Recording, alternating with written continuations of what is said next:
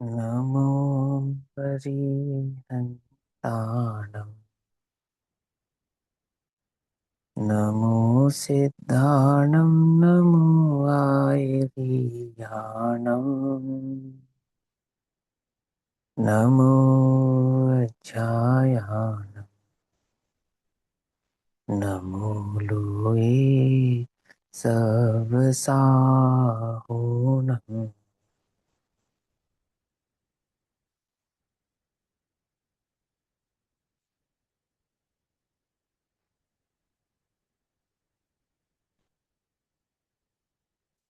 मङ्गलं भगवान् वीरो मङ्गलं गौतमो गणी मङ्गलं कुन्दकुन्दार्त्यो जैनधर्मोऽस्तु मङ्गलम् सर्वमङ्गल्यमाङ्गल्यं सर्वकल्याणिकारकम् प्रधानां सर्वधर्माणां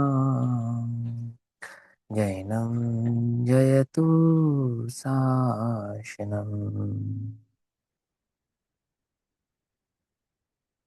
सर्वव्यापीकचिद्रूप स्वरूपाय परात्मने स्वोपलब्धिप्रसिद्धाय ज्ञानानन्दात्मने नमः।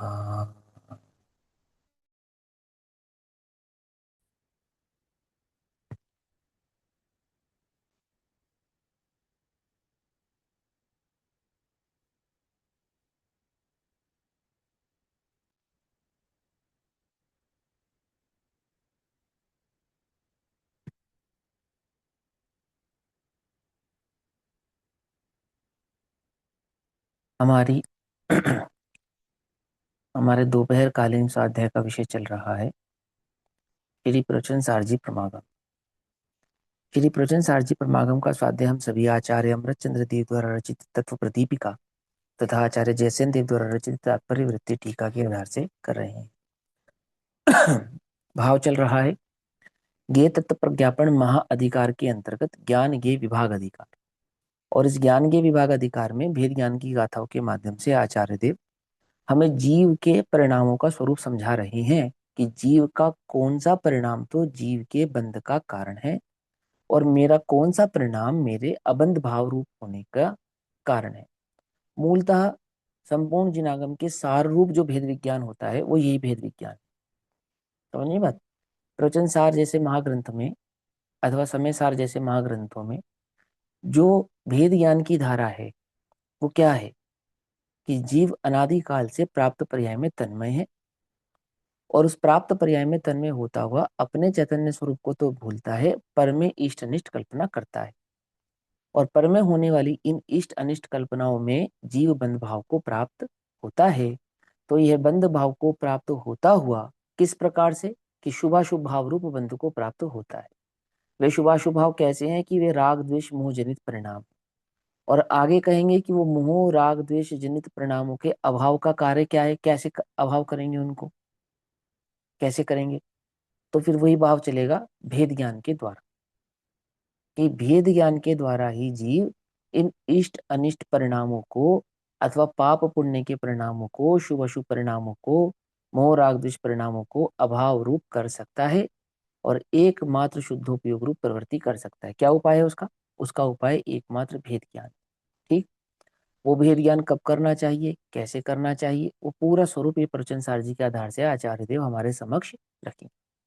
यहाँ भाव चलता है 181 नंबर की गाथा का, गाथा नंबर 181, पेज नंबर 474, 474 नंबर का पेज है।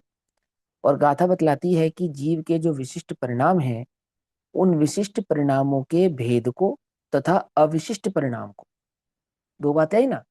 क्या कहता अब विशिष्ट परिणाम के भेद को, विशिष्ट परिणाम के भेद कौन कौन से बतलाए थे कि विशिष्ट परिणाम के भेद बतलाए थे मोह राग द्वेष, और फिर मोह राग द्वेष भी दो प्रकार का, शुभ रूप और अशुभ रूप, और जिसमें मोह और द्वेष अशुभ रूप और राग शुभ रूप भी और अशुभ रूप भी, ये भेद बतलाया था। तो मूलतः दो भेद आ गए, अब शुभ रूप हो गए और अशुभ रूप हो गए। तो कहते हैं कि अब विशिष्ट परिणाम के भेद को यानी शुभ अशुभ रूप परिणामों को तथा अविशिष्ट परिणाम को तो शुभाशुभ से परे जो परिणाम है, कैसा परिणाम है वो? वीतरागी परिणाम है। ठीक है ना, जो अबंध का कारक है, जो बंध भाव को प्राप्त होने नहीं देता है, जीव को सदैव निर्बंध भाव से रखता है, ऐसा वो जो परिणाम है। अवशिष्ट परिणाम को कारण में कार्य का उपचार करके, क्या कह रहे हैं? कारण में किसका उपचार करके?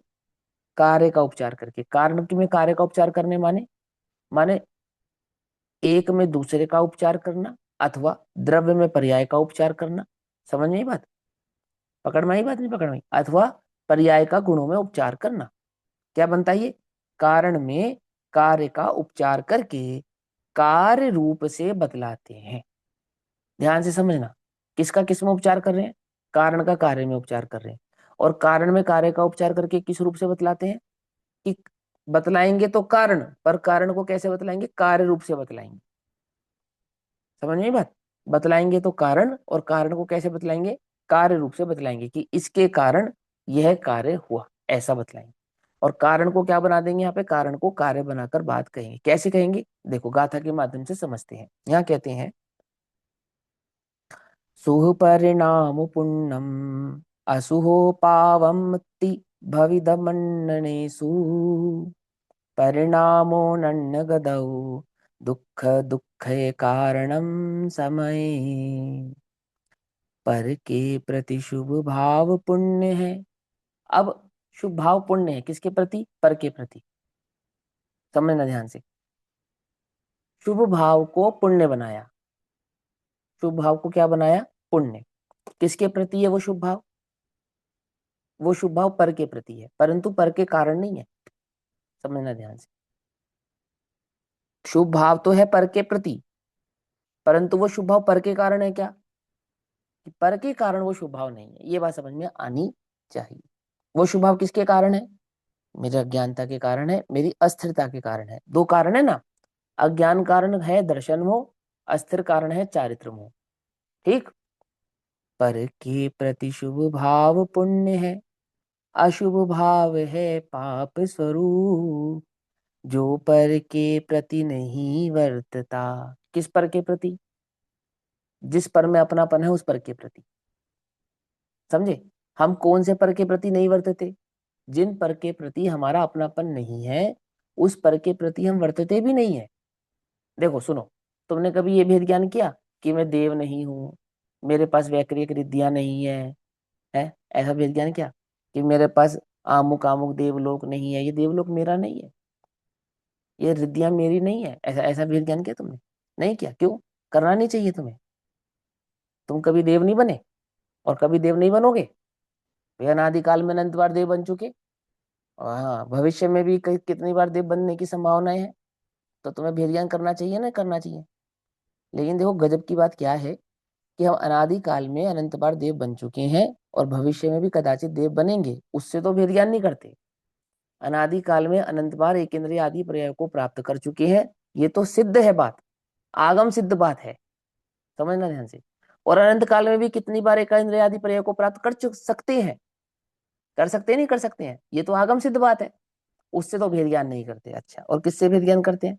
वो केवल ज्ञान पने से भेद ज्ञान करते हैं। है वो सम्यक दर्शन आदि से भेद ज्ञान करते हैं। और ये बात भी आगम सिद्ध है कि हमें वो आज तक प्रकट नहीं हुआ है। क्या? ना वो सम्यक दर्शन, ना वो केवल ज्ञान, ना वो शुद्ध स्वरूप, ना वो शुद्ध पर है, आज तक प्रकट नहीं हुई है। ये बात आगम सिद्ध है। उससे भेद ज्ञान करते हैं।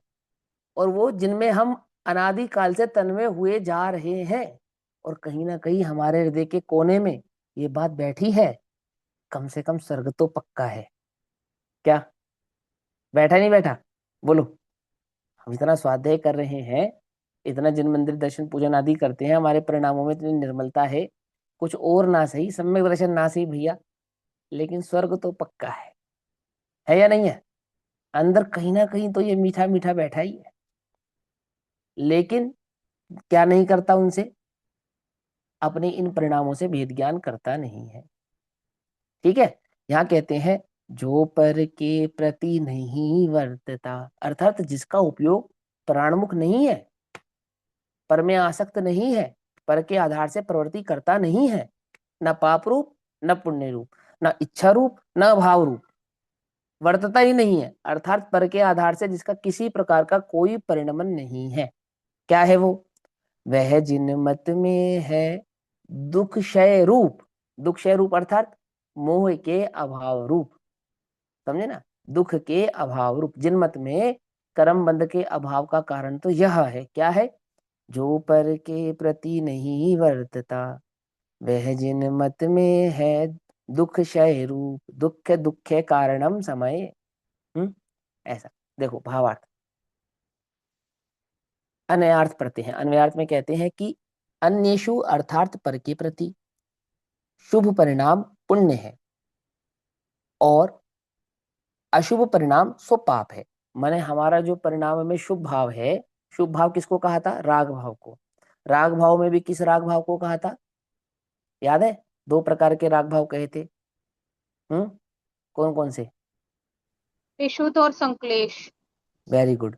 तो जो विशुद्ध परिणाम है, राग में जो विशुद्ध परिणाम है, एकमात्र वही विशुद्ध राग परिणाम क्या है? वो शुभ परिणाम है। और उसके अलावा जो मोह का परिणाम है, द्वेष का परिणाम है, और जो राग परिणाम है संक्लेश रूप, ये तीनों कैसे हैं? ये अशुभ रूप हैं। किसके प्रति? पर के प्रति। सिंपल। आत्मा के प्रति ना राग भाव होता है और आत्मा के प्रति ना संक्लेश भाव होता है, दुख भाव होता है, द्वेष भाव होता है, कोई भाव नहीं होता है। जानता ही नहीं ना। जिस आत्मा को जानता ही नहीं, पहचानता ही नहीं, जिसके स्वरूप को कभी समझा ही नहीं, उससे कैसा तो राग और कैसा तो द्वेष। और गजब बात यह है कि आत्म स्वरूप को जाने पहचाने भली प्रकार से तो राग द्वेष होते नहीं। क्यों?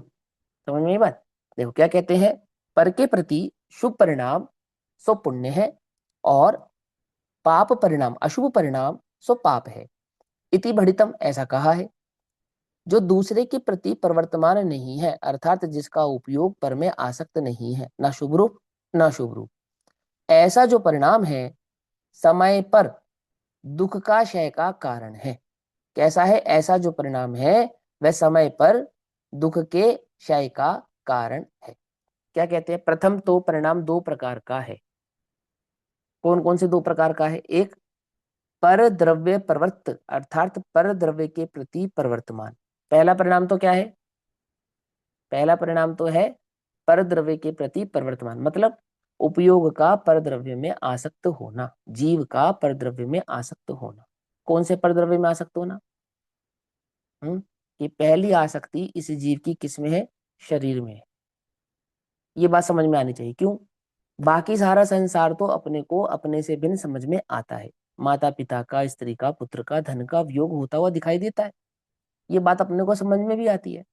सर में दर्द तुम्हारे हो और हमें प्रत्यक्ष समझ में आता है कि तुम्हारे दुख का वेदन तुम ही कर सकते हो, हम नहीं कर सकते।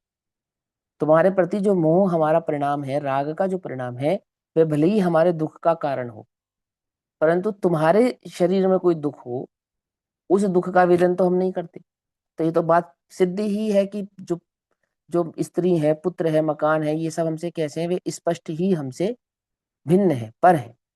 लेकिन ये जो शरीर है ना, शरीर शरीर ये मुझे भिन्न भाषित नहीं होता। पंडित टोडरमल जी ने कहा भी है कि निमित्त नैमित्तिक संबंध कितना घनेरा है। ये भाषित नहीं होता कि बोलने की ये वाणी का कर्ता कौन है? मैं नहीं हूं, ऐसा भाषित नहीं होता। ये हाथ हिलाने का कर्ता कौन है? कि मैं नहीं हूं, ऐसा भाषित नहीं होता। ऐसा कहाँ लगता है? लगता है किसी को कि भोजन का कर्ता मैं नहीं हूँ, ये मोटा पतला मैं नहीं हूँ, ये गोरा काला ये मैं नहीं हूँ, ये शरीर ये मैं नहीं हूँ? तो कह तो भले ही दे, लेकिन जितनी भिन्नता स्पष्टतः अपने को वस्त्रों से है, जितनी भिन्नता स्पष्टता अपने को अन्य परद्रव्यों से है, उतनी भिन्नता स्पष्टता अपने को इस देह से है क्या? बोलो। हम्म नहीं है। देखो, आपका कोई साधर्मी, आपका कोई परिवार का सदस्य किसी प्रकार की प्रतिकूलता में हो और कषाय करे, तो आप उसको कितना अच्छे से भेद ज्ञान करा देते हो। कोई बात नहीं, थोड़ा बहुत सह लेना चाहिए, इसमें क्या फर्क पड़ता है? तुम तो देखो आत्मा होना, और वही प्रतिकूलता जब तुम्हारे साथ आती है, तब तुम्हें लगता है कि अरे मैं शरीर से भिन्न हूं, है? तब तुम्हें वो लगता है सरल कि नहीं, ये शरीर मैं नहीं हूँ, ये सर्दी गर्मी भूख प्यासी क्या है, इसमें क्या दम है? अनंत बार सही है मैंने, अनंत बार। और इसी के चक्कर में मैं अब आज भी राग द्वेष कर रहा हूँ, आज भी मोह आदि परिणामों में प्रवृत्ति कर रहा हूँ, आज भी शुभाशुभ परिणामों में प्रवर्त रहा हूँ, आज भी हर तरह के 5 पाप 4 कषाय करने तैयार हूँ। किसके लिए? किसके लिए? समझ में आती है बात? नहीं समझ में? इस शरीर के लिए। लेकिन वो शरीर में मुझसे भिन्न है, ये बात समझ में आती नहीं है। क्या लगता है? वो प्रसंग पर तो यही लगता है कि मैं माने कौन? मैं माने ये शरीर। अब वो चाहे एक इंद्रिय आदि अवस्थाओं में रहा हो, और चाहे वो संगी पंचेंद्रिय प्रवर्तमान अवस्था में, न प्राप्त पर्याय में तन्मय जीव अगर किसी के साथ एकत्व बुद्धि धारण किए बैठा है वास्तव में, तो किसके साथ किए बैठा है? इस शरीर के साथ। अब इस शरीर को जो अनुकूल लगे सारे जगत में वो अच्छा लगता है, और इस शरीर को जो प्रतिकूल लगे सारे जगत में वो बुरा लगता है। समझे नहीं समझे? अनुकूल लगता हो, अपमान करता हो तो भी अच्छा लगता है, प्रतिकूल लगता हो, सम्मान करता हो तो भी अच्छा नहीं लगता। ऐसा है या नहीं? बोलो, बोलो। पुत्र पुत्री अपने लगते हैं, अपमान करते हो तो भी अपने लगते हैं। हम्म। साधर्मी हो, सम्मान करते हो तो भी अपने नहीं लगते। आती समझ में? बात नहीं समझ में आती? इसको जो अनुकूल लगे, इस देह के आधार से जिनका रिश्ता समझ में आए, मैंने जना है, मैंने पाला है, मैंने बड़ा किया है, मेरा है, मेरा है, मेरा है। मेरा माने कौन? यहाँ मेरा कौन है? यहाँ मेरा माने आत्मा नहीं, या मेरा माने शरीर। शरीर मैं हूं, और जो इस शरीर का है अर्थात मेरा है। समझ में ही बात? नहीं समझ में? वही डीएनए संबंध हमारा किनके साथ है? अनंत सिद्धों के साथ थोड़ी है। जिसका इस देह से संबंध मैच हो जाए सो मेरा है। आती समझ में बात? हम्म। देखो क्या कहते हैं, पर के प्रति, सॉरी, प्रथम तो परिणाम दो प्रकार का है। पहला परिणाम क्या है? पर द्रव्य प्रवर्त। पर द्रव्य प्रवर्त अर्थात पर द्रव्य के प्रति प्रवर्तमान, और स्वद्रव्य प्रवर्त। दूसरा परिणाम कैसा है? दूसरा परिणाम है स्वद्रव्य प्रवर्त। इसको क्या कहते हैं? अविशिष्ट और विशिष्ट। जो परद्रव्य प्रवर्त परिणाम है वो कैसा परिणाम है? वो विशिष्ट परिणाम है। और जो स्वद्रव्य प्रवर्त परिणाम है वो कैसा परिणाम है? वो अविशिष्ट परिणाम है। और साधारण भाषा में कहें तो परद्रव्य प्रवर्त परिणाम है सो मोहजनित परिणाम है, और स्वद्रव्य प्रवृत्त जो परिणाम है उसको कैसा है? वो शुद्धोपयोग रूप है, वीतरागतामय है, आनंदमय है, मुक्त रूप है। तो प्रथम तो परिणाम कैसा है? परिणाम दो प्रकार का है। अब एक प्रश्न आया था कि परिणाम, परिणामी, है ना, और क्या था भैया? परिणाम, परिणामी और परिणमन में क्या अंतर है ना? तो परिणाम किसका कहा यहाँ पर? कि अपरिणामी के परिणाम को ही परिणाम कहते हैं। उस परिणाम को जो धारण करे उसको परिणामी कहते हैं। समझे नहीं समझे? और वो परिणामी जैसी प्रवृत्ति करे उसको परिणमन कहते हैं। तो कर्ता का कर्म, कर्ता, और कर्ता कर्म का कारण, ये क्या बन जाते हैं? इसकी अपेक्षा से, कर्ता कर्म कारण आदि की अपेक्षा से तीन भेद हो जाते हैं। क्या क्या बन जाते हैं? एक परिणामी, एक परिणाम, और एक परिणमन। पकड़ में बात? परिणमन माने कर्ता कार्य को करता हुआ। जैसे उदाहरण के तौर पे, कोई जीव मोची कब है? जिस समय वो जूता सील रहा हो उस समय। आई समझ में? नहीं समझ में बात? जिस वक्त वो जूता नहीं सिल रहा है उस वक्त वो क्या नहीं है? उस वक्त वो मोची नहीं है। आई समझ में बात? क्या? है ना? तो वो कार्य रूप परिणमित हो रहा है, तभी वो उस कार्य का कर्ता कहलाएगा। और जिस समय उस कार्य रूप परिणमित नहीं हो रहा है तब तब वो उस कार्य का कर्ता भी नहीं कहलाता। अब उदाहरण के तौर पे, जीव शुद्ध है या नहीं है? हम्म। कि शुद्ध है, लेकिन जब शुद्ध रूप परिणमित हो रहा हो तब, पकड़ में ही बात नहीं आई? कि वो शुद्ध रूप परिणमित नहीं हो रहा है तब भी शुद्ध है, तो किसकी अपेक्षा से? अपरिणामी की अपेक्षा से। ठीक। और परिणामी की अपेक्षा से कब? कि जिस समय वो शुद्ध रूप परिणति करे तब। वो शुद्ध रूप परिणति कब करेगा? जब शुद्ध स्वभाव की ओर देखेगा तब। समझे नहीं समझे? और शुद्ध स्वभाव की स्वरूप की ओर देखेगा वो कैसे मालूम चलेगा? कि शुद्धोपयोग रूप परिवर्तेगा। सीधी सी बात है। और जब शुद्धोपयोग रूप परिवर्तेगा तब तब बंध भाव को प्राप्त होगा नहीं। आई समझ में बात? नहीं समझ में? समझ में आई बात? ज्ञानी है कोई जीव और पर की ओर देखे तो मोक्ष हो जाएगा। ज्ञानी, ज्ञानी की बात कर रहे हैं, ज्ञानी की, कि भैया ज्ञानी भी हो और पर की ओर देखे तो मोक्ष नहीं होता। तो कब होता है? कि स्वभाव की ओर देखे तभी होता है। आई समझ में बात, नहीं समझ में? कितनी समझ में आई? हम्म। और ये स्वभाव की ओर देखना, ये जो स्वभाव की ओर देख रहा है ज्ञानी, तब वो ज्ञानी में भेद पड़ता है। कौन कौन सा भेद पड़ता है? चौथे गुण स्थान का ज्ञानी, पांचवें गुण स्थान का ज्ञानी, छठे गुण स्थान का ज्ञानी, सातवें गुण स्थान का ज्ञानी, आठवें गुण स्थान का ज्ञानी। और कब तक? तो जब तक गुण स्थान प्रमाण है तब तक। और फिर गुण स्थानातीत। आई समझ में बात, नहीं समझ में? ये किसके भेद है? ये उस भाव से परिणमित होते हुए जीव के भेद है। तो ऐसे नाना प्रकार के भेद हैं। अब यहाँ परिणाम के दो भेद किए उन्होंने। कौन कौन से भेद किए यहाँ परिणाम के? कि प्रथम तो परिणाम दो प्रकार का है, एक शुभाशुभ भाव रूप प्रवृत्ति का परिणाम, और एक शुभाशुभ से निवृत्त होता हुआ परिणाम। कैसा प्रवृत्त है वहां पे? कि शुभाशुभ से तो निवृत्त है और स्वभाव में प्रवृत्त है। तो उसको क्या कह दिया? जो पर भाव में प्रवृत्त है उसको कह दिया परद्रव्य प्रवृत्त, और जो स्वभाव में प्रवृत्त है उसको कहते हैं स्वद्रव्य प्रवृत्त। है ना? स्वद्रव्य माने निज आत्मा प्रवृत्त, निज चैतन्य भाव प्रवृत्त।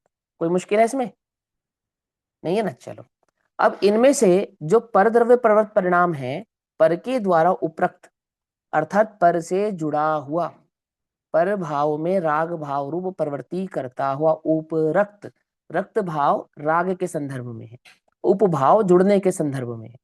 तो पर से जुड़कर राग रूप प्रवृत्ति करता हुआ, राग माने, राग माने मोह भी है, राग माने राग भी है, और राग माने द्वेष भी है। एक राग के जिनागम में कितने अर्थ हैं? कि एक राग शब्द के जिनागम में कई अर्थ हैं। राग शब्द लाल को भी कहते हैं। समझे नहीं समझे? और राग से अर्थ क्या क्या होता है? कि मोह से भी को भी राग कहते हैं, राग को भी राग कहते हैं, द्वेष को भी राग कहते हैं, अज्ञान को भी राग कहते हैं, मिथ्यात्व को भी राग कहते हैं, पर में आसक्त होने परिणाम को भी राग कहते हैं। मैंने अनेकों जगहों पे राग भाव से ही उस भाव को क्या करते हैं? प्रस्तुत करते हैं। तो यहाँ क्या कहते हैं? यहाँ कहते हैं कि इनमें से पर द्रव्य प्रवृत्त परिणाम पर के द्वारा उपरक्त, अर्थात पर के निमित्त से विकारी होने से विशिष्ट परिणाम है। समझ में ये बात? नहीं समझे? पर के द्वारा विकारी होने से कैसा परिणाम है? पर के द्वारा विकारी होने से विशिष्ट परिणाम है। एक बात आ गई। अब दूसरी बात, तो जैसे विशिष्ट परिणाम के पिछली गाथाओं में तीन भेद किए थे, एक मोह राग द्वेष और शुभाशुभ भाव से दो प्रकार की, है ना? अब एक प्रश्न है मेरा, यहाँ मत देखो, एक साधारण सी बात समझो। मेरी आवाज सभी को सही आ रही है ना? ब्रेक तो नहीं हो रही?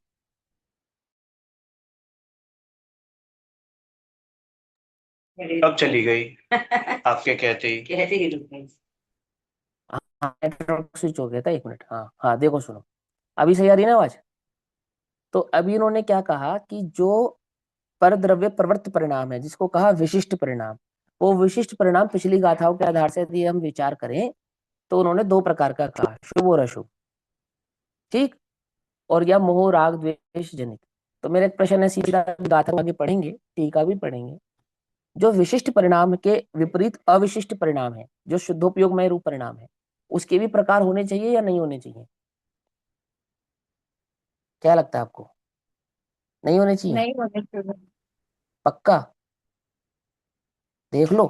पर मुझे तो लगता है कि गुण इनको यहाँ स्थान पर की दो अपेक्षा परिणाम, आप कर सकते हो उसे। नहीं वो तो आचार्य देव करेंगे, हम नहीं करेंगे। पर मेरा तर्क कुछ और है।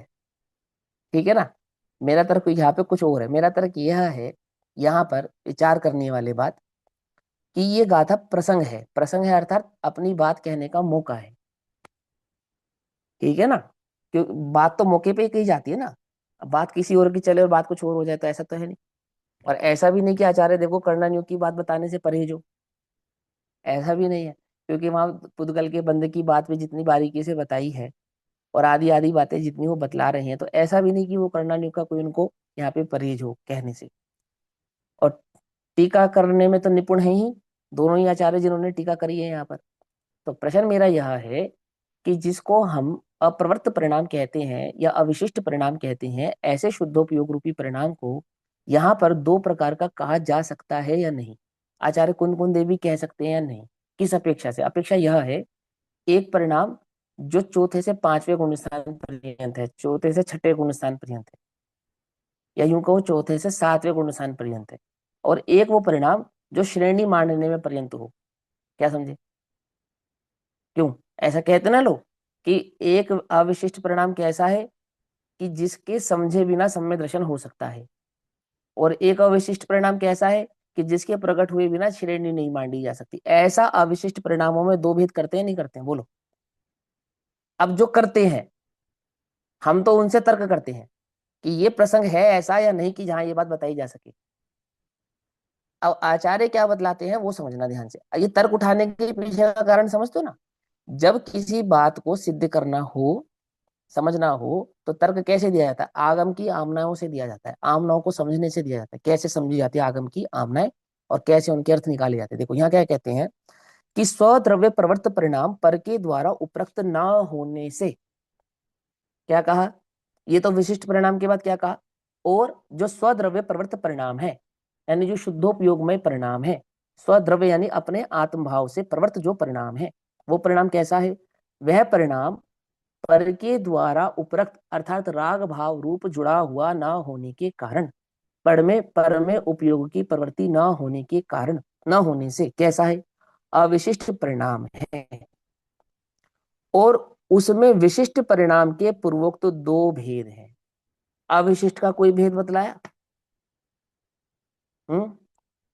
कि अविशिष्ट का कोई भेद है ऐसा?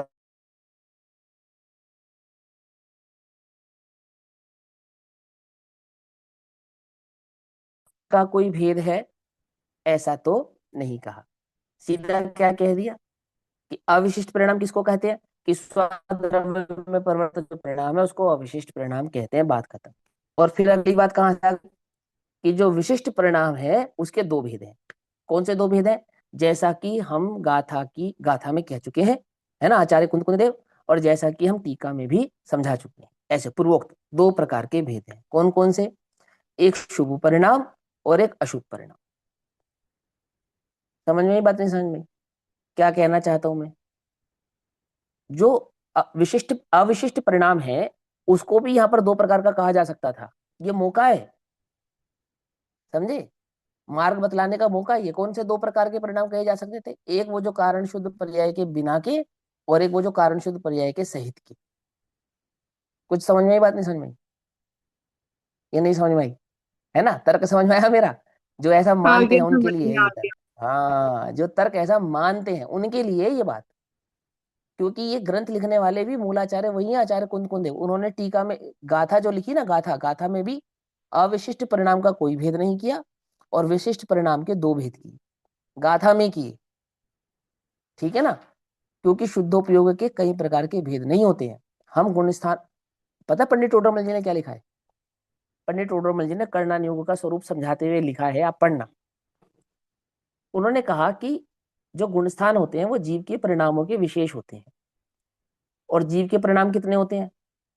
कि जीव के परिणाम तो असंख्यात लोक प्रमाण भेद होते हैं, लेकिन उन असंख्यात लोक प्रमाण भेदों में कुछ परिणामों का समूह बनाकर उनको 14 भेदों से समझाते हैं। इसका अर्थ मालूम क्या है? इसका अर्थ यह भी है कि गुण स्थान 14 नहीं होते, असंख्यात लोक प्रमाण होते हैं। इसका ये भी अर्थ है। ठीक है ना? लेकिन वो असंख्यात लोक प्रमाण भेद गुण स्थानों के आप समझ नहीं सकते, इसलिए उनको 14 गुण स्थानों के माध्यम से समझा देते हैं। कि पहले गुण स्थान को, मैंने सभी मिथ्या दृष्टियों को पहले गुण स्थान में डाल देते हैं, सभी उपशम कषाय आदि भाव की अपेक्षा से दूसरे तीसरे में डाल देते हैं, सभी सम्यक दृष्टि जीवों को चौथे में डाल देते हैं, है ना, सभी संघी पंचेंद्रिय जो अणुरति होते हैं उनको पांचवें गुण स्थान में डाल देते हैं, सभी मुनिराजों को छठे में, और सभी शुद्धोपयोगियों को सातवें आदि गुण स्थानों में। ये मोटा मोटा पहरा है, मोटा मोटा, समझे? और बारीकी से देखे तो असंख्यात प्रकार का पहला गुण स्थान, असंख्यात प्रकार का दूसरा गुण स्थान, असंख्यात प्रकार का तीसरा गुण स्थान, असंख्यात प्रकार का चौथा गुण स्थान, ऐसा ऐसा भी है। आई समझ में? बात नहीं समझ में? अब ये दोनों बात समझाई जा रही है। ओ पंडित टोडरमल जी शुद्धोपयोग के संदर्भ में क्या कहते हैं? एक ही प्रकार का होता है, जैसा उस चौथे गुणस्थान वृत्ति के शुद्धोपयोग वर्त रहा है वैसा ही कहाँ वर्त रहा है? वो केवल ज्ञान में अरहितो के वर्त रहा है। और इतना स्पष्ट है बिल्कुल आगम की आमना और आगम की परंपरा में, लेकिन फिर भी वो कहीं का ईट कहीं का रोड़ा। आगे सुनो, देखो यहाँ क्या कहते हैं, श्रेणी की उसमें अपेक्षा विशिष्ट, से दो भाग कर दिए भाई साहब, श्रेणी की अपेक्षा से दो भाग कर दिए, उपसम श्रेणी हाँ छपक जिन्होंने श्रेणी किए, की अपेक्षा से। नहीं, ये नहीं किए ना, कहाँ किए? उपशम श्रेणी और छपक श्रेणी की नहीं अपेक्षा से नहीं, दो भाग गुण स्थानों के हैं, परिणामों नहीं के शुभ नहीं है। इसके भी कर सकते हैं ना श्रेणी की अपेक्षा हाँ, से। करने को तो कर सकते हैं, करना हम्म, चाहो तो कर सकते हैं, पर होते नहीं ना। क्यों नहीं होते? हम्म, क्योंकि मोक्ष मार्ग का जो उपाय चौथे गुण स्थान में होता है, वही उपाय गुणस्थानातीत होने के बाद तक चलता रहता है। क्या? एक शुद्ध आत्मा का अनुभव। फिर पांचवा गुण स्थान कैसे होता है? वो आत्मा के अनुभव से होता है। और छठा, वो भी आत्मा के अनुभव से होता है। सातवां, वो भी आत्मा के अनुभव से होता है। आठवां, वो भी आत्मा के अनुभव से होता है। और अनंत, वो भी आत्मानुभूति से होते हैं। और अनंत के बाद सिद्ध गुणस्थानातीत स्वयं भी आत्मानुभूति से होते हैं। खत्म बात। मैंने वहां कोई भेद पड़ता हो, कोई विशिष्टता प्राप्त होती हो, कोई विशिष्ट भाव प्रकट होता हो, ऐसा कुछ भी नहीं है। ऐसा कुछ भी नहीं है, समझे ना? आत्म अनुभव करके कुछ विशेष जानकारी प्राप्त होती कि कुछ प्राप्त नहीं होता। क्या प्राप्त होता है? जैसा आगम में लिखा है, जो आगम ज्ञान उसने धारणा ज्ञान से जाना था, उतना ही ज्ञान रहता है। बढ़ जाता है कि नहीं बढ़ता है? करना अनुयोग में एक जगह क्षयोपशम ज्ञान की वृद्धि की बात आती है। कहाँ आती है? कि जब कोई जीव सातवें से आठवें गुण स्थान में प्रवेश करता है, चाहे उपशम श्रेणी मांडे चाहे छपक श्रेणी मांडे, वहां आपो आप वो द्वादशांग का पाठ ही हो जाता है। आपो आप, मैंने उसके क्षेपक्षम ज्ञान में ऐसी वृद्धि हो जाती है। सो वो वृद्धि भी क्षेपक्षम ज्ञान की है, आत्मज्ञान की नहीं है, अनुभूति की नहीं है। समझ में आई बात? नहीं समझ में आई? क्या कहा? अब वो तुम्हें पूरी बात समझ में आए, सारी बातें, तो वो अच्छे से लिंक हो जाती हैं। देखो यहाँ क्या कहते हैं, यहाँ कहते हैं उन उसमें विशिष्ट परिणाम के पूर्वोक्त दो भेद हैं। पूर्वोक्त माने ऊपर कहे गए जैसे वैसे दो भेद हैं। कौन कौन से? एक शुभ परिणाम, दूसरा अशुभ परिणाम। उनमें पुण्य रूप पुद्गल के बंध का कारण होने से शुभ शुभ परिणाम पुण्य है। अर्थात पुद्गल के जो आश्रव होते हैं ऐसे द्रव्य कर्मों में, जो शुभाश्रव होने का कारण है, तो शुभाश्रव होने का जो कारण है, वो शुभाश्रव होने का कारण कौन है? वह जीव का पुण्य परिणाम है। और पुण्य परिणाम किसको कहा था? कि राग में विशुद्ध परिणाम को एकमात्र पुण्य परिणाम कहा था। ठीक। देखो, आपको यदि तत्वार्थ सूत्र में छठे अधिकार में 8 कर्मों के स्वरूप की बात थोड़ी थोड़ी याद हो, तो वहां पे शुभ और अशुभ परिणामों के बंध के कारण है ना? साता वेदनी और असाता वेदनी कर्म के बंध के कारण है। तो वहां जो साता वेदनी बंध कर्म के कारण है, वो कौन कौन से हैं? याद है? जीव अनुकंपा, साप शू है ना? अरे वो तो असाता के हैं, साता के पूछ रहे हो, साता के। तो साता हाँ के कारण उन्होंने, हाँ, उन्होंने भूत अनुकंपा से शुरू किया। भूत माने जीव, भूत माने जीव, भूत माने माने जीव, भूत भूत नहीं। माने भूत नहीं, भूत माने माने जीव। हाँ, भूत माने जीव। हाँ, भूत माने जीव। भूत अनुकंपा से वहां पे उन्होंने शुरू किया। तो जीवों के प्रति जो अनुकंपा है, धर्मी के प्रति, साधर्मी के प्रति, धर्म भाव रखने वाले जीवों के प्रति, व्रत तप त्याग उपवास संयम आदि के जो परिणाम है, इन सब को उन्होंने क्या कहा वहां पर? इन सब को कहा वहां पे निर्मल परिणाम, विशुद्ध परिणाम। और ये सब विशुद्ध परिणाम किसके कारण है? साता वेदनी कर्म के बंध के कारण है।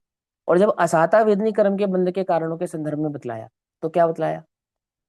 तो वहां बतलाया दुख, ताप, आक्रंदन, शोक, भय, ये सब किसके कारण है?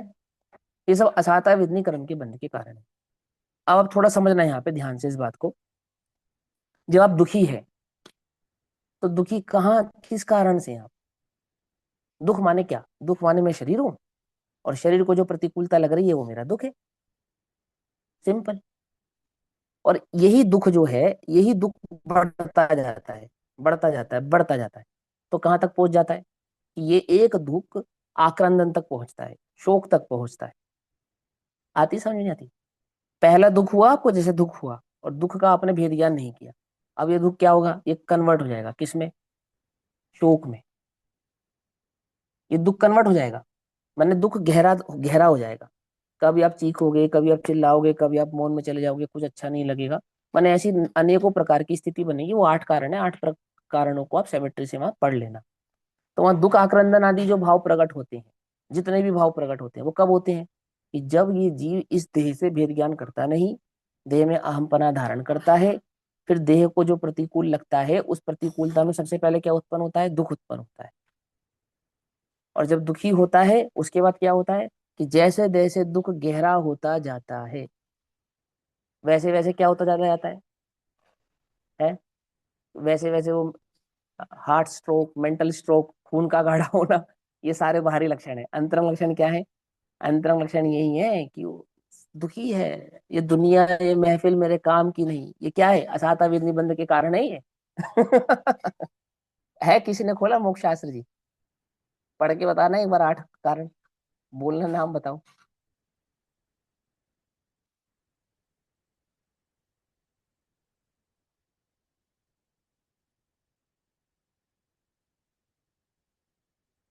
कौन से छठा अध्याय अधिकार है, में छठे है अधिकार भैया? का, छठा छठे अधिकार, अधिकार में छठे पेज छठे नंबर? अध्याय का 8वां, छठे अध्याय का 14-15वां सूत्र है, शायद 14 या 15 सूत्र है। देखो 14-15 से सूत्र होगा, हाँ। सात अवैध निबंध के कारणों का नहीं आ रहा, कोई बात नहीं, चलो आगे चलते हैं हम, है ना। देखो पढ़ लेना आप लोग, मैंने तो बस हिंट किया। देखो यहाँ क्या कहते हैं कि शुभ परिणाम और अशुभ परिणाम, है ना।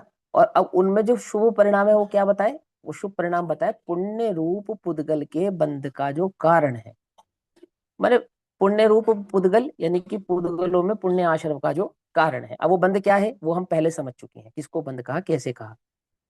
का कारण होने से शुभ परिणाम पुण्य है। देखो अब शुभ परिणाम पुण्य है, क्या बताया था? कारण में कार्य का क्या करेंगे? उपचार करेंगे, और कार्य को क्या बना देंगे? कारण बना देंगे। तो शुभ परिणाम क्या हो जाएगा? शुभ परिणाम है कार्य, लेकिन अशुभ परिणाम को क्या बता रहे हैं? शुभ परिणाम को बता रहे हैं कारण। पकड़ो ये बात। तो शुभ परिणाम क्या हो गया? शुभ परिणाम ही पुण्य है, ऐसा। और पाप रूप पुद्गल के बंध का कारण होने से तो अशुभ परिणाम पाप है। अब अविशिष्ट परिणाम तो शुद्ध होने से एक है। हाँ ये थोड़ा सा स्पष्ट कर दो भाई, मतलब हाँ, बोलो कारण बोलो। कार्य कैसे, कारण कार्य देखो वाला वो थोड़ा सा। देखो शुभ परिणाम तो हुआ कार्य, और आश्रव आश्रव बंध उससे बने कारण। अब यहाँ अपोजिट करो कि शुभ परिणाम के कारण और पुद्गलों का आश्रव होकर जो एक क्षेत्र अवगाह संबंध हुआ वो हुआ कार्य। तो दो काम हो गए ना, एक तो हुआ कार्य, एक हुआ कारण।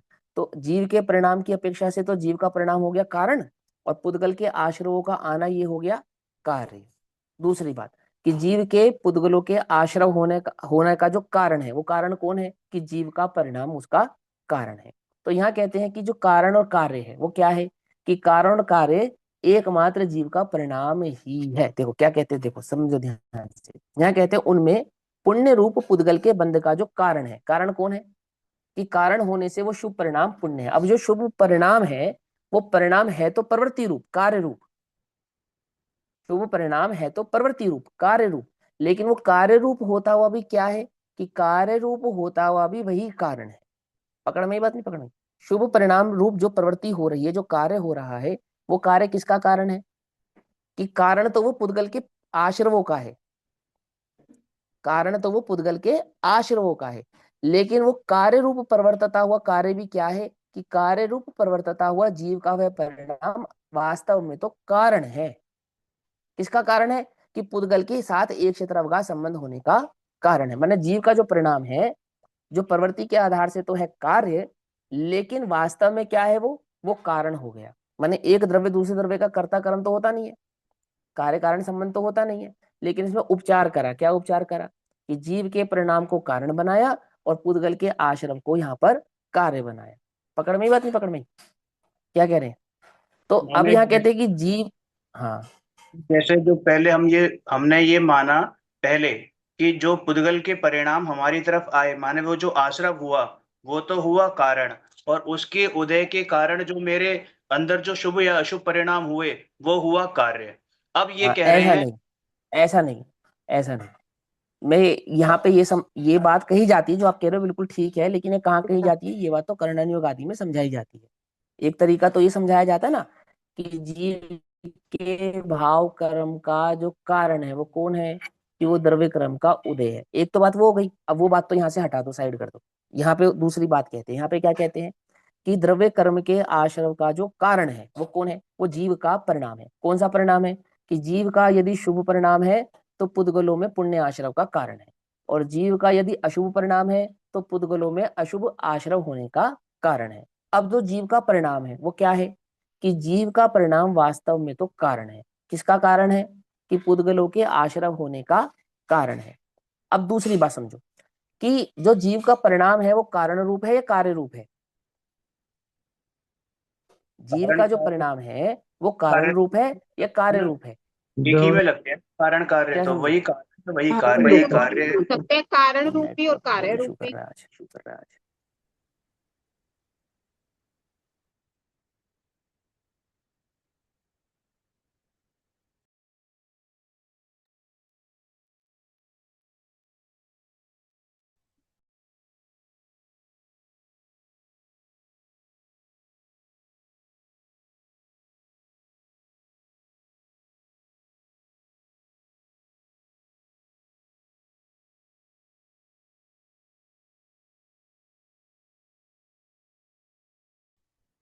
देखो आवाज आ रही मेरी? हाँ जी। आ रही ना? बोलूं? हाँ सुनो। तो जीव का जो परिणाम है वो कारण रूप है या कार्य रूप है? जीव का जो परिणाम है वो कारण रूप है या कार्य रूप है? अब परिणमन की अपेक्षा से होने का कारण रूप कार्य है। रूपी हुआ ना। हाँ, बंध के होने का कारण रूप है, प्रवृत्ति की अपेक्षा से कार्य रूप है। अब यहाँ पे कारण में कार्य का उपचार करना है। अब कारण में कार्य का उपचार करना इन सेंस क्या करना है कि एक द्रव्य दूसरे द्रव्य के परिणमन का कारण नहीं है, कारण नहीं है। ऐसा होने पर भी पुद्गलों के आश्रव होने का कारण कौन है कि पुद्गलों के आश्रव होने का कारण जीव का परिणाम है।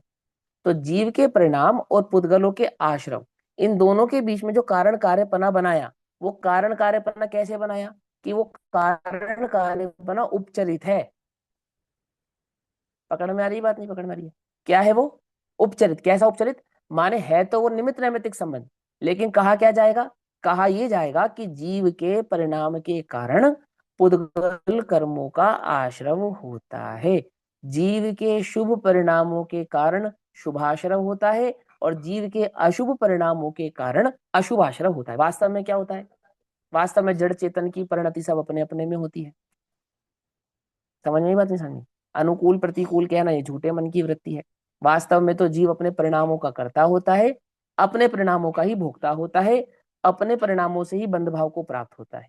और पुद्गल, पुद्गल वास्तव में पुद्गल अपने परिणामों का कर्ता होता है, अपने परिणाम अनुसार प्रवृत्ति करता है और अपने पुद्गल आदि भावों से ही बंध को प्राप्त होता है। उपचार क्या किया इसमें? उपचार ये किया कि जीव ने किया परिणाम और पुद्गल ने जीव को बांधा। आई समझ में बात? उपचार क्या किया कि जीव ने किया परिणाम और पुद्गल ने जीव को बांधा। और जीव ने किया शुभ परिणाम तो पुद्गल के निषेक हो गए शुभ रूप, और जीव ने किया अशुभ परिणाम तो पुद्गल के निषेक हो गए अशुभ रूप। जबकि होता क्या है कि पुद्गल अपने आधार से ही शुभाशुभ भाव रूप परिणमित होता है और जीव जीव अपने परिणाम अनुसार परिणमित होता है। जीव का बंध जीव में होता है, जीव की प्रवृत्ति जीव में होती है, जीव का आश्रव जो भी भाव होता है वो जीव में होता है, और जो पुद्गल का होता है सो सारा का सारा पुद्गल में ही होता है। जीव पुद्गल में कुछ नहीं करता, पुद्गल जीव में कुछ नहीं करता। लेकिन कारण कार्यपना कैसे घटित किया कि जीव का परिणाम और पुद्गल का आश्रव। तो यहाँ पे उसको बात समझाई कि हमने ये उपचार से कहा है, तुम ऐसा मत समझ लेना ऐसा सिद्धांत है। सिद्धांत है इन सेंस कि देखो देखो प्रचन सार पुद्गल का करता है और पुद्गल जीव को बांधता है। क्या समझे? तुम ऐसा मत कहना कि प्रवचन सार में स्पष्ट ही तो लिखा है कि देखो जीव ने परिणाम किया और पुद्गल ने बांधा, और पुद्गल ने बांधा और जीव के परिणाम के कारण बांधा, तो दोनों के बीच में कारण कार्यपना हो गया नहीं हो गया? कि ये कारण कार्यपना उपचरित है। ये कारण कार्यपना कैसा है? ये कारण कार्यपना उपचरित है। ठीक, चलो अब यहां कहते हैं पाप रूप पुद्गल के बंध का कारण होने से अशुभ परिणाम सो वह पाप है। तो पाप किसको कहेंगे कि पाप अशुभ परिणाम को कहेंगे, पुण्य किसको कहेंगे? वो पुण्य परिणाम को कहेंगे। अब मेन बात, अविशिष्ट परिणाम तो शुद्ध होने से एक है। अविशिष्ट परिणाम कैसा है कि अविशिष्ट परिणाम चौथे गुण स्थानों से और गुण स्थानातीत पर्यंत होता हुआ भी कैसा है? एक ही है।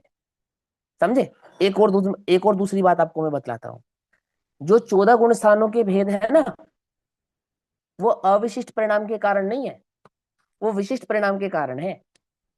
क्या आई समझ में बात? जो 14 गुण स्थानों के 14 भेद हैं, वो अविशिष्ट परिणाम के कारण 14 भेद नहीं है।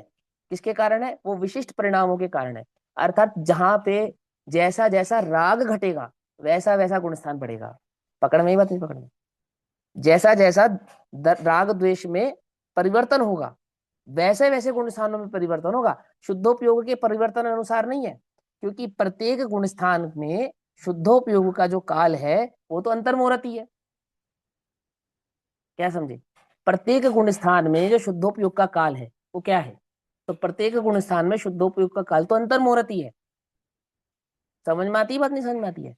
अंतर्मुहूर्त से अधिक किसी दूसरे गुण स्थान में शुद्धोपयोग का काल हो ऐसा नहीं, और अंतर्मुहूर्त से कम हो ऐसा भी नहीं। लेकिन कहेंगे क्या? कहेंगे ऐसा कि शुद्धोपयोग की स्थिरता से गुणस्थान बढ़ता है, कहेंगे ऐसा। बात समझ में आई या नहीं समझ में आई? क्या समझ में आई? और हो क्या रहा है? हो ये रहा है कि कर्मों में मैंने राग आदि भाव में जैसी जैसी हीनाधिकता होती है, उन हीनाधिकता के आधार से ही वो गुणस्थानों की प्रवृत्तियां होती हैं। राग तीव्र होता है तो गुणस्थान गिरता है, और राग मंद होता है तो गुणस्थान बढ़ता है। समझे या नहीं समझे? संजुलन कषाय की तीव्रता और मंदता से क्या होते हैं? गुणस्थान घटते और बढ़ते हैं। तो जो विशिष्टता है गुणस्थानों की, वास्तव में देखा जाए तो वो शुद्धोपयोग की विशिष्टता नहीं है। इसीलिए चौथे गुणस्थान की अनुभूति और सिद्धों की अनुभूति में क्या अंतर है? कि कोई अंतर नहीं है, इसलिए नहीं है। अगर शुद्धोपयोग के आधार से गुणस्थानों में अंतर पड़ेगा तो अनुभूति में भी अंतर पड़ना चाहिए, अनुभूति की क्वालिटी में भी अंतर पड़ना चाहिए, और उस क्वालिटी से वहां भेद होना चाहिए। जैसे आत्मा का अनुभव सिद्ध कर रहे हैं ऐसे आत्मा का अनुभव गृहस्थ को नहीं मानना चाहिए। और मित्र पक्ष यही तो कहता है कि जैसा सिद्ध अनुभव कर रहे हैं वैसा गृहस्थ अनुभव कर ही नहीं सकता। अरे तुम सिद्धों की छोड़ो, आत्मा अनुभूति मुनिराजो जैसा मुनिराज आत्मा का अनुभव करते हैं ऐसा आत्मा का अनुभव कौन नहीं कर सकता? गृहस्थ नहीं कर सकता। और वो एक तर्क और है उनका, क्या है? कि मुनिराज भी सातवें गुण स्थान में तो आत्मा का अनुभव कर सकते हैं, कहाँ नहीं कर सकते? अन्य गुण स्थानों में नहीं कर सकते। और सुनो, सातवें गुण स्थान में भी कहाँ कर सकते हैं? कि सातवें गुण स्थान के दो पाए हैं, जिसमें दूसरे पाए में अनुभूति मानते हैं वो पहले में नहीं मानते हैं। उनको यही नहीं पता कि पहले से दूसरे में प्रवेश कैसे करते हैं। समझना ध्यान से, उल्टा नहीं पकड़ना। और वो जो तर्क है वो इसी आधार का तर्क है, और ऐसे ही हम भी मान लें कि शुद्धोपयोग में भेद है। यहाँ क्या कहते हैं शुद्धोपयोग के बारे में? यहाँ कहते हैं अविशिष्ट परिणाम तो शुद्ध होने से एक है, एक है, और उस शुद्ध परिणाम में जितना जितना राग है वो अनेक है। क्या कहा? उस शुद्ध परिणाम के साथ वर्तने वाला जितना जितना राग है वो कैसा है? वो अनेक है। जैसे शुद्धोपयोग के साथ 3 कषाय चौकड़ी, शुद्धोपयोग के साथ 2 कषाय चौकड़ी, शुद्धोपयोग के साथ 1 कषाय चौकड़ी, और फिर शुद्धोपयोग के साथ 1 कषाय चौकड़ी, सो उसमें भी हीना दिखता। पकड़ में ही बात नहीं? पकड़ में? क्या कहा? शुद्धोपयोग की मंदता के कारण गिरते हैं या राग की तीव्रता के कारण गिरते हैं? है? तुमने कभी सुना, आगम में पढ़ा, शुद्धोपयोग की तीव्रता और शुद्धोपयोग की मंदता? ऐसा तीव्रता और मंदता के भेद से शुद्धोपयोग पढ़ने सुनने में आया कभी तुम्हारे? मैंने नहीं पढ़ा हो, बाई चांस आप लोगों ने पढ़ा हो क्या? एक शुद्धोपयोग तीव्र और एक शुद्धोपयोग मंद। तीव्रता और मंदता किसके भेद है? तीव्रता और मंदता कषायों के भेद है, राग देश के भेद है। किसके भेद नहीं है? शुद्धोपयोग के भेद नहीं है। चौथे गुण स्थान का शुद्धोपयोग है मंद, और 8वें आदि गुण स्थानों का शुद्धोपयोग है तीव्र। बोलो, किसी अपेक्षा से गुरुदेव ने कहीं कहा हो, किसी अन्य ज्ञानी ने कहा हो, किसी ने अन्य विवेक्षा से कहा हो? ऐसा नहीं होता है कि भैया स्थिरता स्थिरता तो सुनी है, तो वो राग द्वेष की अपेक्षा से ही कही है। स्थिरता अस्थिरता भी राग द्वेष की अपेक्षा से ही कही है, शुद्धोपयोग की अपेक्षा से नहीं। शुद्धोपयोग में स्थिरता तो वहां वर्तने वाली राग में मंदता, और शुद्धोपयोग में अस्थिरता तो वहां सहवर्ती भाव से वर्तने वाले राग की तीव्रता। पकड़ में ही बात? यानी पकड़ में ही? तो वहां उसकी स्थिरता और अस्थिरता को भी राग की मंदता और तीव्रता से सूचित करते हैं। पकड़ में आती बात? नहीं पकड़ में आती है? ये नहीं पकड़ में आई बात? 8 7वें गुण स्थान से मुंजाज गिरते हैं तो शुद्धोपयोग की मंदता के कारण गिरते हैं या राग की तीव्रता के कारण गिरते हैं? है? कि शुद्धोपयोग की मंदता और तीव्रता ऐसा नहीं होता है, राग की मंदता और तीव्रता ऐसा होता है। समझ रहे हैं ना बात को, ये नहीं समझ रहे ऐसा। तो इसलिए क्या कहते हैं, जो अवशिष्ट परिणाम है, अवशिष्ट परिणाम तो शुद्ध होने से एक है। एक है माने उसमें कई प्रकार के वेरिएंट है, ऐसा नहीं है। राग द्वेष में होते हैं वेरिएंट, तीव्रता के, मंदता के, छह लेशियाओं के, अथवा चार कषाय के, ऐसा। इसलिए उसके भेद नहीं है। अब एक बार नहीं, दो बार नहीं, तीन तीन बार का एक ही टीका में, आधे पेज की टीका भी नहीं है ये, ठीक है ना। तीन तीन बार क्या, कि वो शुद्धोपयोग का जो परिणाम है, अविशिष्ट परिणाम है, वो कैसा है, वो एक ही है। उसमें क्या नहीं है, उसमें भेद नहीं है, वो शुद्ध होने से एक ही है, उसको एक ही प्रकार का कहा गया है, ऐसा। अविशिष्ट परिणाम तो शुद्ध होने से एक है, इसलिए उसके भेद नहीं है। और यदि उसके भेद होते, सिद्धांत में होते, तो आचार्य देव यहाँ पर कहते, कर्णानियोग में होते तो यहाँ आचार्य देव कहते, गुण स्थानों के कारण होते तो यहाँ आचार्य देव कहते, और यहाँ नहीं कहेंगे तो कहाँ कहेंगे, मुझे बतला दो आप। जब यही नहीं कहेंगे तो कहाँ कहेंगे। यहाँ हमें उन्होंने हमें पुण्य पाप पढ़ाना है या शुद्धोपयोग की स्थिर स्थिर परिणाम परिणति पढ़ानी है, समझानी है। जिस शुद्धोपयोग की कसम खाकर आए हैं, कहाँ, पहले ही अधिकार में, ज्ञान अधिकार के पहला चैप्टर शुद्धोपयोग अधिकार ही है। पूरा प्रवचन सार उस चैप्टर के लिए लिखा जा रहा है, ठीक है ना। नहीं तो प्रवचन सार तो वहीं पूरा हो गया था कि एक शुद्ध उपयोग करो, शुद्ध उपयोग से अनंत सुख की प्राप्ति होती है, बात खत्म। समझे नहीं समझे बात, है ना। तो लेकिन वो शुद्धोपयोग प्रकट करूं तो कैसे करूं, तो वो पूरा सिद्धांत समझा रहे कि कैसे प्रकट किया जाता है। और ये जब अंत होगा, जब ये अधिकार अंत होगा, तो ये अधिकार इसी बात के साथ अंत होगा कि ऐसे शुद्धोपयोग प्रकट होता है। समझ में बात। तो यहाँ क्या कहते हैं, वो शुद्धोपयोग कैसा है, कि वह एक ही प्रकार का है, उसका कोई भेद नहीं है। वह अविशिष्ट परिणाम यथा काल संसार दुख के हेतुभूत, यथा काल माने तत्समय की योग्यता के अनुसार, ठीक। तो वह अविशिष्ट परिणाम अर्थात वह जो शुद्धोपयोग का परिणाम है, आत्मानुभूति का परिणाम है, जिसको कहते हैं स्वद्रव्य प्रवृत्त परिणाम। क्या कहा जिसको, स्वद्रव्य प्रवृत्त परिणाम। वह स्वद्रव्य प्रवृत्त परिणाम कैसा है, कि वह स्वद्रव्य प्रवृत्त परिणाम यथा काल संसार दुख के हेतुभूत, जो कर्म पुद्गल हैं, उन कर्म पुद्गलों के क्षय का कारण होने से संसार दुख के हेतुभूत कर्म पुद्गल का क्षय स्वरूप मोक्ष ही है। अर्थात शुद्धोपयोग क्या है, शुद्धोपयोग ही मोक्ष है, ऐसा समझे। आत्मानुभूति क्या है, स्वद्रव्य प्रवृत्ति क्या है, कि स्वद्रव्य प्रवृत्ति आत्मानुभूति सो है मोक्ष ही है। नहीं नहीं भैया, शुद्धोपयोग को नहीं, सम्यक दर्शन को कह रहे हैं। इसको रत्नत्रय को कहते हैं शुद्धोपयोग, जिसमें सम्यक दर्शन भी होता है, सम्यक ज्ञान भी होता है, और सम्यक चारित्र भी होता है। अकेले सम्यक दर्शन में क्या नहीं होता है, सुनो, उपचरित बात है ये, है ना। हालांकि सम्यक दर्शन भी सम्यक ज्ञान सम्यक चारित्र सहित ही होता है, तथापि ऐसा होने पर भी सम्यक दर्शन कहने का तात्पर्य में आत्मस्थिरता नहीं है, वो श्रद्धा गुण की पर्याय की अपेक्षा से। लेकिन जब हम शुद्धोपयोग की बात कहते हैं तो वहां क्या क्या है, कि वहां ज्ञान गुण की पर्याय भी है, श्रद्धा गुण की पर्याय भी है, और चारित्र गुण की पर्याय भी है। इसलिए शुद्धोपयोग वास्तव में कंप्लीट रत्नत्रय है, और वो जो कंप्लीट रत्नत्रय होता है वही वास्तव में मोक्ष का कारक होता है, संसार के दुख का अभाव का कारण होता है। पकड़ में, बात नहीं पकड़ में। वो शुद्धोपयोग सम्यक दर्शन पूर्वक होता है, लेकिन सम्यक दर्शन को शुद्धोपयोग नहीं कहते हैं, फर्क समझना ध्यान से। शुद्धोपयोग की प्राप्ति से अर्थात आत्मानुभूति की प्राप्ति से सम्यक दर्शन होता है, और आत्मानुभूति यानी सम्यक दर्शन पूर्वक ही सम्यक चारित्र होता है। ऐसा होने पर भी सम्यक दर्शन भिन्न है, शुद्धोपयोग भिन्न है। पकड़ में ही बात नहीं, पकड़ में क्या कहना चाह रहा हूं मैं, है ना। चौथे गुण स्थान में क्या है, पांचवा गुण स्थान है या छठा गुण स्थान है, छठे गुण स्थान से समझते हैं। छठे गुण स्थान में सम्यक दर्शन तो है, शुद्ध परिणति भी है, शुद्धोपयोग नहीं है। क्या कहा, छठे गुण स्थान में सम्यक दर्शन तो है, शुद्ध परिणति भी है, क्या नहीं है, शुद्धोपयोग नहीं है। और छठे गुण स्थान में शुद्धोपयोग हो तो क्या हो जाए, छठा नहीं रहेगा, सातवां हो जाएगा। समझ में बात नहीं, समझ में कि नहीं समझ में आ रही बात।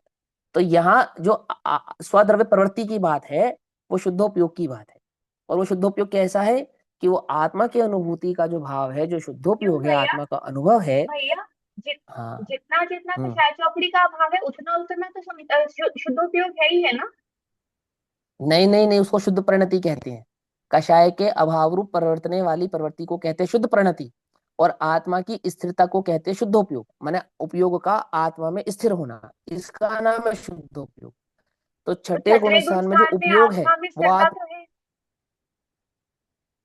छठे गुण स्थान में तीन कषाय चौकड़ी का अभाव तो है, परंतु उपयोग आत्म स्थिर नहीं है। उपयोग तो बाहर है ना, क्योंकि उपयोग आत्मा में जाएगा तो सातवां हो जाएगा ना। उपयोग आत्मा में जाएगा तो सातवां हो जाएगा ना तुरंत। तो छठे गुण तो स्थान में चौथे में मुनिराज जब हम चौथे में सम्यक दर्शन बोलते हैं तो उसका हाँ क्या अर्थ हुआ? फिर वो शुद्धोपयोग नहीं हुआ?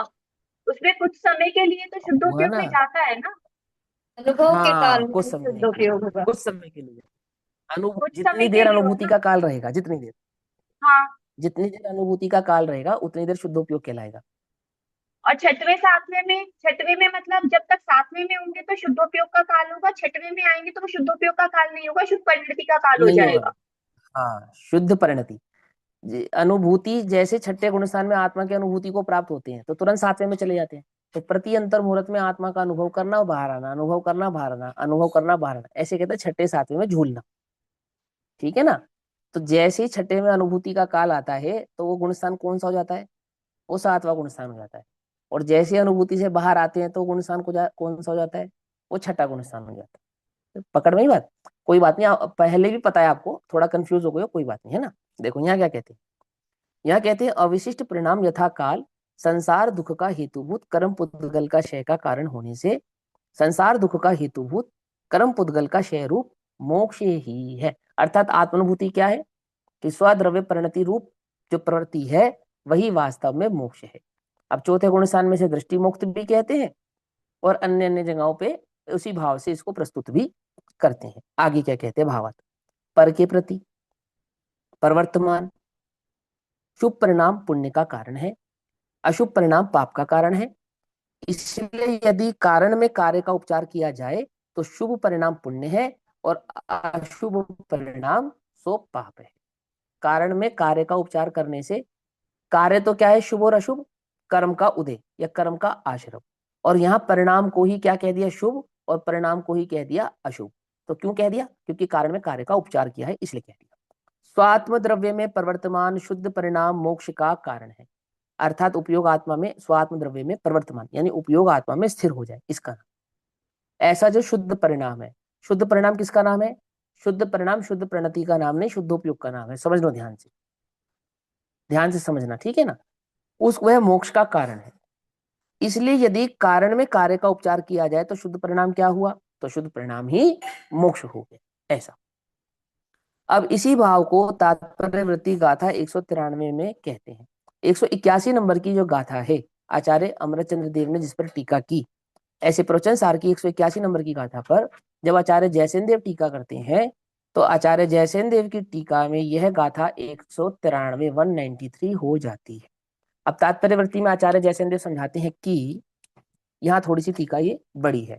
देखो यहाँ कहते हैं, अब द्रव्य रूप पुण्य पाप के बंध के कारण पने से शुभ अशुभ परिणामों का पुण्य और पाप नाम तथा शुभ अशुभ रहित शुद्धोपयोग परिणाम के मोक्ष पने को, मोक्ष कारण पने को कहते हैं। सिंपल है, अभी आप समझ चुके हो तो इसको आप साधारण से समझ जाएंगे। माने परिणाम को ही शुभ कह देना और परिणाम को ही अशुभ कह देना, यानी पाप परिणाम को ही पाप कहना, परिणाम को ही पुण्य कहना और परिणाम को ही मोक्ष कहना। तो क्यों हुआ? क्योंकि दोनों में कारण कार्य पन्ने का क्या करा? संधि बिठाकर किया कि जीव के आमुक परिणाम के कारण पुद्गल में आमुक प्रकार का जो आश्रव हुआ उसके कार्य पने का कारण, इस कारण को मैंने जीव के परिणाम को ही वो कार्य कह दिया। कार्य हुआ पाप तो जीव का परिणाम ही हो गया पाप, कार्य हुआ पुण्य तो जीव का परिणाम ही हो गया पुण्य, और कार्य हुई मुक्ति रूप तो जीव का परिणाम ही क्या हो गया? मुक्त। मोक्ष क्या है? पर्याय है। नाम किसको दिया? जीव के परिणाम को, कि जीव का परिणाम ही मोक्ष है और जीव का परिणाम ही संसार। ठीक। जबकि मुक्त और अवस्था और संसार अवस्था किसका नाम है? कि द्रव्य आश्रित आदि 8 कर्मों से जो जीव की संयुक्त है वो संसार है, और 8 कर्मों से जो निवृत्ति है और शुद्ध जीव का जो स्वरूप की स्वभाव रूप स्थिरता है सो मोक्ष है। लेकिन वो कारण और कार्य में क्या भेद करा कि जिन जिन परिणामों से वो कार्य होते हैं उन उन परिणामों को ही वह कारण रूप कार्य कह दिया गया। माने जीव का परिणाम ही पुण्य है, जीव का परिणाम ही पाप है, जीव का परिणाम ही मुक्ति है, ऐसा। द्रव्य पुण्य बंध का कारणपना होने से शुभ परिणाम पुण्य कहलाता है। द्रव्य पाप बंध का कारणपना होने से अशुभ परिणाम सो पाप कहलाता है। किन विषयों में जो ये शुभाशुभ परिणाम पुण्य पाप रूप कहे गए हैं? उत्तर, कि निज शुद्धात्मा से अन्य, अन्य माने भिन्न, निज शुद्धात्मा से जो क्या है, पृथक है, अलग है, भिन्न है, अन्य है, ऐसे जो शुभ अशुभ बाह्य द्रव्यों में ये शुभाशुभ भाव पुण्य पाप कहे गए हैं। अर्थात वो जो पौद्गलिक आश्रवों में होने वाला जो पाप और पुण्य का भेद है, उसकी अपेक्षा से ये बात कही गई है। परिणाम दो नानगत, अर्थात परिणाम अन्यगत, परगत नहीं होते हैं। जीव का परिणाम जीवगत ही रहेगा, वो पुद्गल रूप नहीं होगा। और पुद्गल की परिणति कैसी होगी? वो पुद्गल रूप ही होगी, वो जीवगत नहीं होगी। तो जीव के जो परिणाम है तो वो तो जीव के ही रहेंगे ना, वो कोई पुद्गल के तो हो नहीं जाएंगे। और पुद्गल की जो परिणति है वो पुद्गल की रहेगी, वो जीव की तो हो नहीं जाएगी। ऐसा होने पर भी जीव के ही परिणामों को पुद्गल के आश्रम की अपेक्षा से पाप पुण्य ऐसा नाम प्राप्त हुआ है। तो कहते परिणाम अन्यगत अर्थात परगत नहीं होते हैं, अपितु अनन्यगत, अनन्यगत मतलब अन्य रूप नहीं होना, है ना। अन्यगत, न अमान्य अन्यगत, नहीं, अन्य आना न अन्यगत। अन्यगत, तो कहते किसी अनन्यगत, अनन्यगत। हाँ। आपको ना कहते हैं तो ना का हो जाता है, इसलिए अनन्यगत हो जाता है। तो अनन्यगत, अ माने नहीं, अन्य गत, अन्य रूप होना, अनन्यगत, या निज स्वरूप स्थिर होते हैं, ऐसा अर्थ है। क्या अर्थ है? सिंपल अर्थ है कि जीव के परिणाम जीवगत ही रहेंगे और पुद्गल के परिणाम पुद्गलगत ही रहेंगे। पुद्गल के परिणाम जीवगत नहीं होंगे और जीव के परिणाम पुद्गलगत नहीं होंगे। इतना सा अर्थ है। परिणाम कहने का तात्पर्य यहाँ पर जीव का जीवत्व की अपेक्षा से समझना और पुद्गल का जड़त्व की अपेक्षा से समझना। परिणाम माने ऐसा मत समझ लेना जीव का जैसे ज्ञान परिणाम, तो पुद्गल का भी ज्ञान परिणाम समझ लो, ठीक है ना। पुद्गल का तो जड़त्व परिणाम यानी उसकी परिणति, और जीव की जीवत भाव से परिणति, ऐसा। वह इस प्रकार का शुद्धोपयोग लक्षण रूप परिणाम दुख क्षय का कारण, दुख क्षय नामक मोक्ष का कारण कहा गया है। अर्थात मोक्ष का कारण कहने से जीव का वह शुद्धोपयोग परिणाम ही मोक्ष कहा गया है, ऐसा। कहाँ कहा गया है? सुनो भैया, कहाँ कहा गया है? परमागम में। परमागम किसको कहते हैं? परमागम किसको कहते हैं? कि मुमुक्षु लोग परमागम कहते हैं अध्यात्म। आचार्य कुंद कुंद देव के 5 आगमों को। समझना ध्यान से, समझना ध्यान से, पहले मैं क्या कह रहा हूँ। मुमुक्षु लोग परमागम कहते हैं आचार्य कुंद कुंद के द्वारा लिखे गए 5 परमागमों को, है ना, 5 आगमों। परंतु आचार्य कुंद कुंद देव और आचार्य अमरचंद्र देव परमागम किसको कहते हैं? वो षटखंडागम को।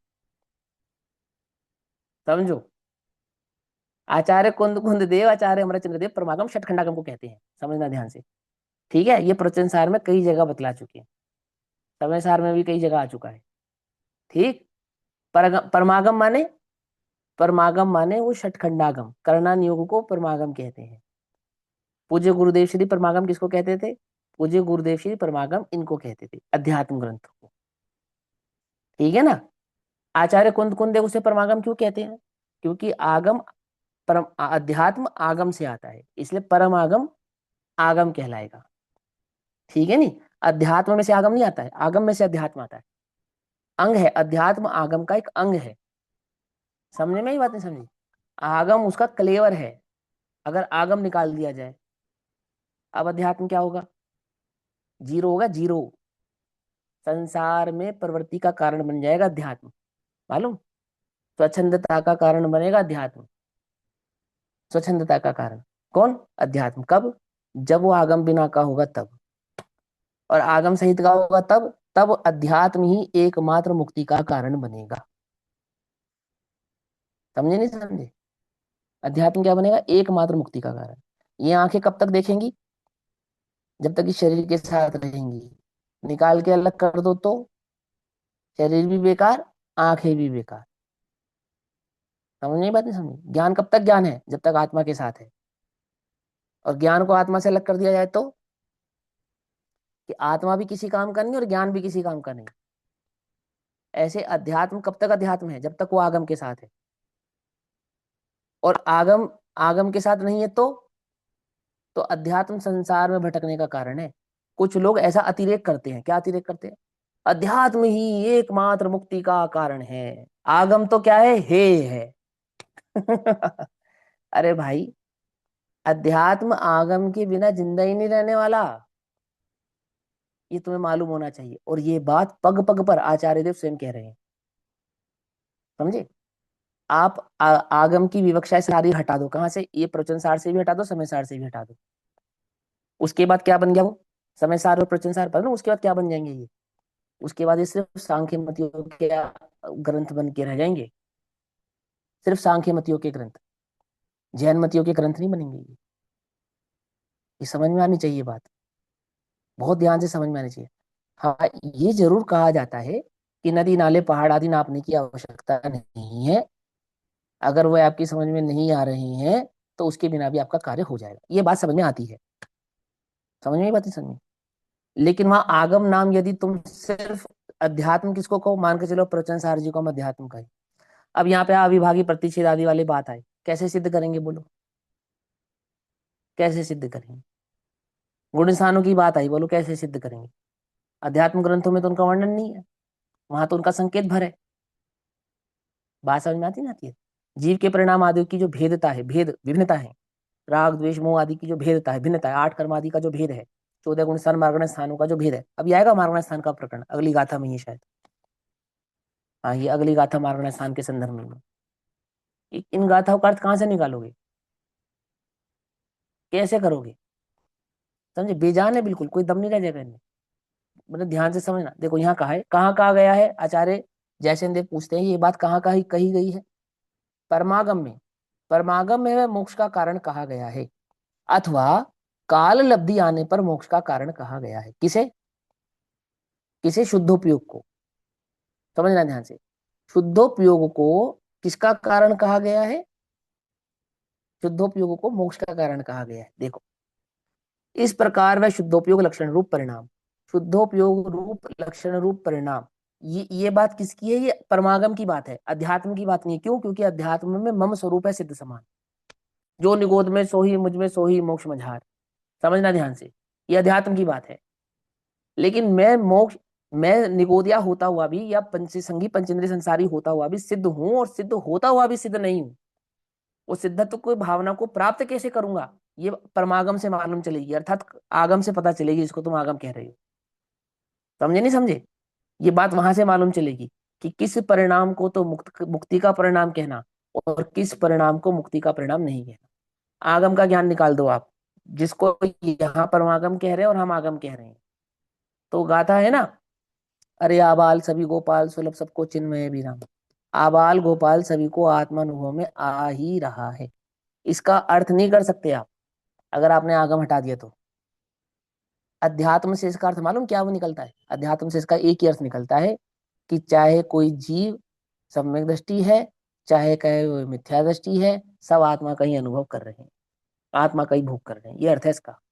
कब, जब आप उसको आगम से सापेक्ष करके अर्थ नहीं निकालेंगे तब, समझे, ये बात किसने कही है, अब मोहित भैया याद है कहाँ कही है ये बाबू बात, जी की रचना चैतन्य चर्चा के दूसरे भाग में, हाँ, चैतन्य चर्चा भाग 2 में बाबूजी ने समझाई है ये बात, समझे, बाबूजी माने जुगल जी बाबूजी, कोटा वाले, उन्होंने समझाई है ये बात, ये बहुत समझ। और ये बात पता है, यही बात अब आचार्य देव आगे आने वाले चरणान्युग चूलिका में समझाएंगे आपको, कि यदि आपको जो चाहो अपनो कल्याण, तो सुनो, अपना चक्षु है ना, चक्षु ज्ञान चक्षु, चरम चक्षु नहीं, किसको बनाना, आगम को बनाना, किस आगम को बनाना, जिसको यहाँ परमागम कह रहे हैं उस आगम को बनाना, ऐसा कहे, ध्यान है। वैसे तो समय हो गया, लेकिन सुनो, यहाँ कहा गया है, कहाँ कहा गया है, परमागम में वह मोक्ष का कारण कहा गया है, अथवा काल लब्धि आने पर मोक्ष का कारण कहा गया है, अर्थात स्वकाल में उत्पन्न शुद्धोपयोग को परमागम में मोक्ष का कारण कहा गया है। स्वकाल में अर्थात यथा योग्य काल में उत्पन्न होगा शुद्धोपयोग, है ना, तेरा पुरुषार्थ तो तत्वाभ्यास करना है, और शुद्धोपयोग वो अपने स्वकाल से प्रकट होता है ना, उसकी स्वतंत्रता भी बतला दी। अब कुछ विशेष कहते हैं, अब इसी भाव को कुछ विशेष कहेंगे, सो हम कल पढ़ेंगे, अभी समय हुआ, तब तक के लिए सभी को जय जिनेन्द्र, ओम नमः सिद्धाय।